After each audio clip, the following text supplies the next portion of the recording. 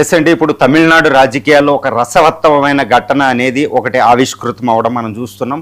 Joseph Vijay Chandrasekhar తమ ఒక క్లిష్టమైన బల పరీక్షల్లో నెగ్గే అవకాశం లేదు అని అందరూ అనుకున్నారు. ఇప్పుడు జోసెఫ్ విజయ్ చంద్రశేఖర్ బల పరీక్షలో నెగ్గి అసెంబ్లీలో తాను కూడా ఒక వ్యూహకర్తని, ఒక రాజనీతిజ్ఞతను నేను ప్రదర్శించగలుగుతాను, నేను కూడా ఒక స్టేట్ మెన్ అనుకుంటూ ఈరోజు నిరూపించుకోవడం జరిగింది.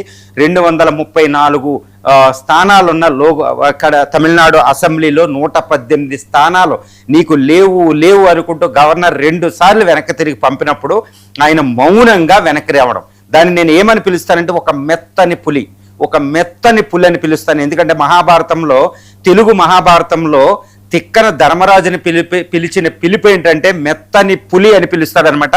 2 సార్లు గవర్నర్ వెనకాల ఫుట్బాల్ తన్నినట్టు తంతే మౌనంగా మెత్తని పులిగా తన యొక్క వ్యూహాన్ని అమలు జరుపుతూనే ఉన్నాడు.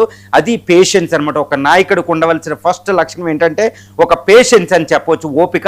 ఆ ఓపికతో వెనక్కి వచ్చాడు. 3వసారి 118 సీట్లతో వెళ్ళి ప్రమాణ స్వీకారం చేశాడు. ప్రమాణ స్వీకారం చేసిన 3 రోజులు మాత్రమే గవర్నర్, ఎందుకు ఇది గవర్నర్కి బిగ్ షాక్ అని నేను ఎందుకు చెప్పబోతున్నానంటే ఇది గవర్నర్కి ఒక పెద్ద బిగ్గెస్ట్ షాక్ అనమాట.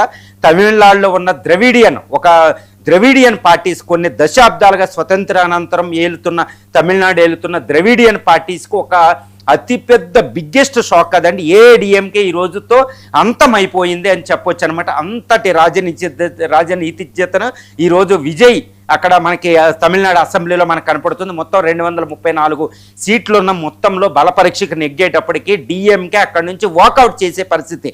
ఎందుకంటే డిఎంకే తన ఎమ్మెల్యేలు వాకౌట్ చేయకపోతే ఏంటి అంటే డిఎంకేలు ఎంతోమంది ఇటు డిఫెక్ట్ అయ్యి ఫిరాయింపు అయ్యి ఈయనకి ఎక్కువ ఓటు సపోర్ట్ చేసే ఉంది. అందుకనే డిఎంకే ముందే ఒక రకంగా విప్పు జారీ చేసిన అది తన యొక్క అసెంబ్లీ ఎమ్మెల్యేని బయటికి తీసుకెళ్ళిపోయింది.